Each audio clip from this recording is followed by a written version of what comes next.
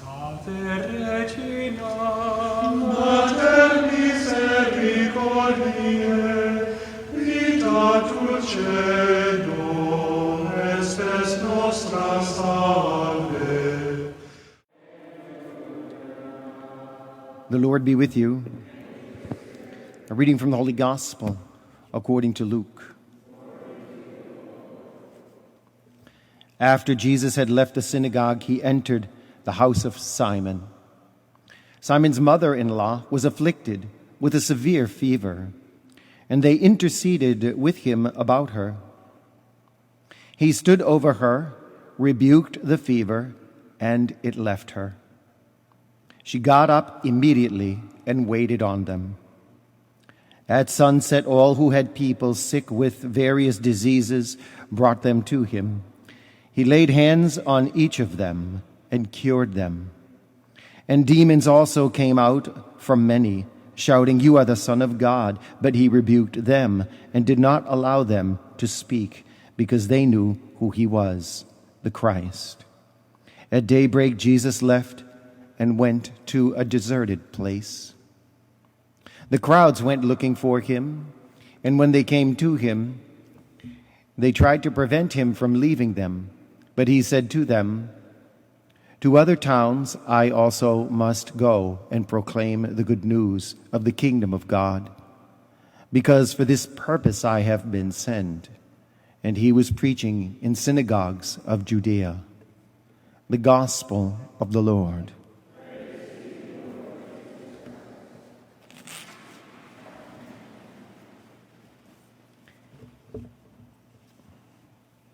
This morning I was having visions of my childhood. When I was reading the Gospel, I was having visions of my father coming in the door and after work, coming home for supper, and all of us, the 4 boys and my sister, attacking him. "Daddy's home!" And we all wanted to tell him our story about school or whatever. And of course, my mother had her own needs that she was very insistent on seeking from him immediately as he walked in the door, before he even took off his hat. And it just occurred to me, when did my dad ever get a break? And I was thinking about Jesus here. Everyone's always coming to him for something. When does he ever get a break? And I think that every single one of us here in some way could relate to that. When do I get a break? Where do I get relief? And here it is.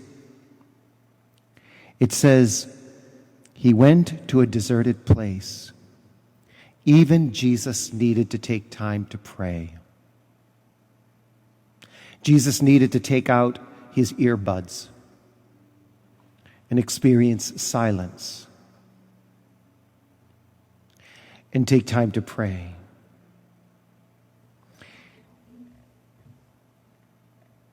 He needed to literally dispose himself for refreshment. And when we take time to pray, this is what God does for us.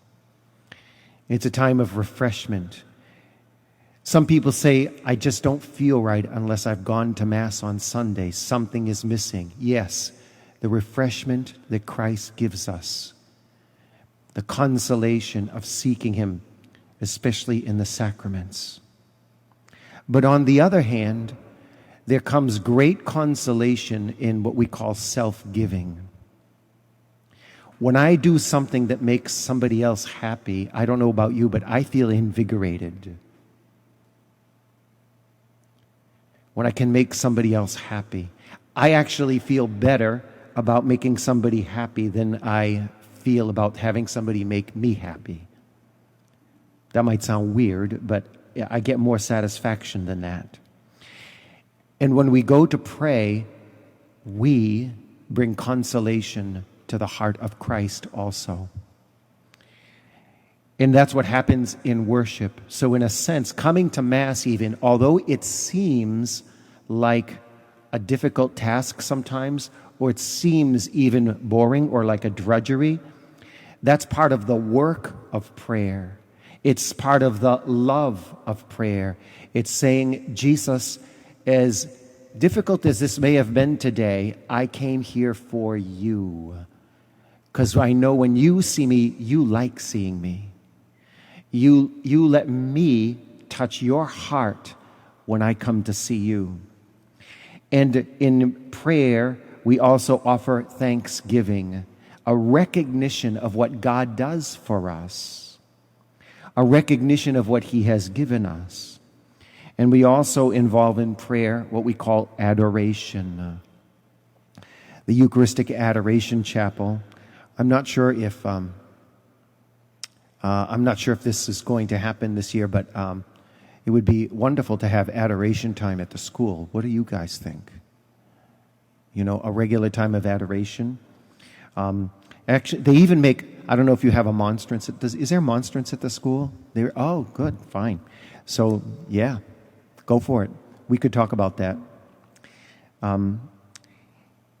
But adoration, and sometimes it seems like you're doing nothing at adoration, but you can't really calculate what God is doing on the interior level. But He's filling you with many graces.